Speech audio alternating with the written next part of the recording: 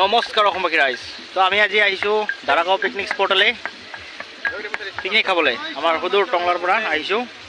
এইফালে আছে আমাৰ কন্দা ৰান্ধনীশালত, ঠিক আছে। এইফালে আছে আমাৰ ৰিংকুদা, কোনোবাফালে চাই আছে, হয়তো প্ৰাকৃতিৰ মনোমোহাৰ দৃশ্যবিলাক উপভোগ কৰি আছে ইফালে ইফালে চাই, ঠিক আছে।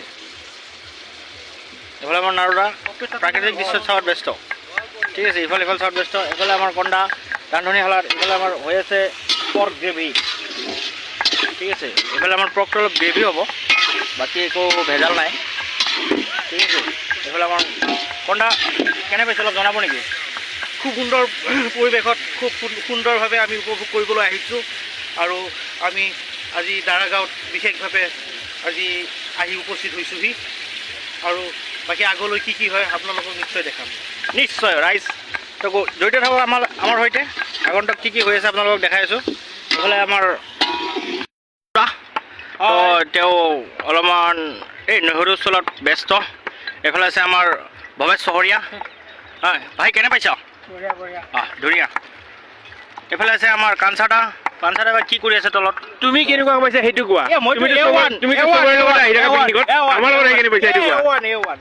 বাকী কোনো ভেজাল নাই, একদম ধুনীয়া সুন্দৰ পৰিৱেশ, মনোমোহাৰ দৃশ্য, এইফালে প্ৰাকৃতিক দৃশ্য ধুনীয়া।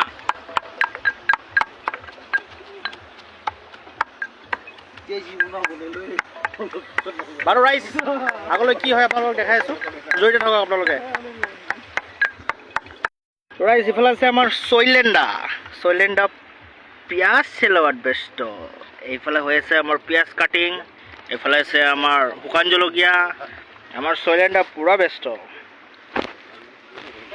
এইফালে আছে আমাৰ বুবুদা আপুনি কি বনাই আছে?